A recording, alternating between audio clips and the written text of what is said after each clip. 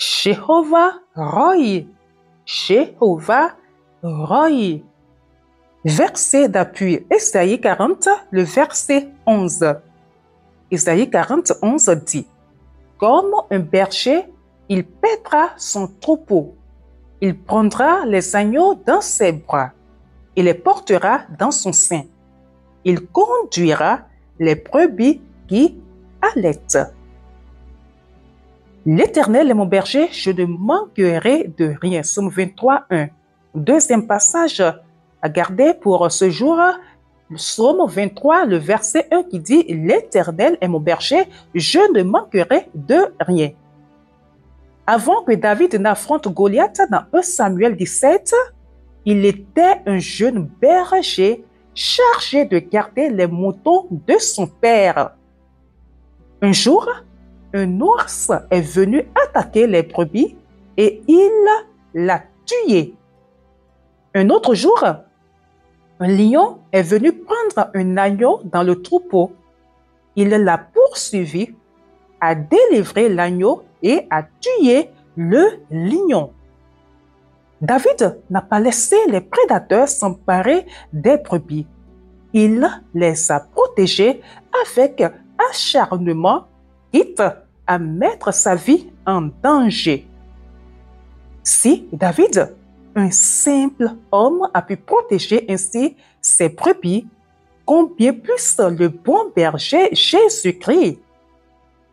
Tant que le Seigneur est votre berger, vous êtes assuré de recevoir des provisions surnaturelles, une protection, une restauration, une guérison, une abondance et bien d'autres bénédictions divines. Bien-aimés, le Seigneur est votre berger. Vous êtes sous sa responsabilité. C'est pourquoi il a dit dans Matthieu 6, 25 à 33 que vous ne devriez pas vous inquiéter de ce que vous allez manger ou porter. Cherchez-le d'abord et toutes les choses que les gens recherchent vous seront ajoutées naturellement. Vous devez cependant noter que seuls les brebis peuvent avoir le Seigneur comme berger. Matthieu 25, 32 dit que Dieu séparera ses brebis des boucs. Dans ce passage particulier, Jésus a utilisé « c'est » pour parler des brebis, mais pour parler des boucs, il a utilisé « les ». Les boucs n'appartiennent pas à Dieu. Seules les brebis sont à lui. La question est de savoir si vous êtes une brebis. Dans Jean 10, 27, Jésus dit que ses brebis entendent sa voix. À quand remonte la dernière fois où vous avez passé du temps avec Dieu pour entendre sa voix? Connaissez-vous même sa voix? Le psaume 100, verset 3, dit que les brebis ne s'appartiennent pas.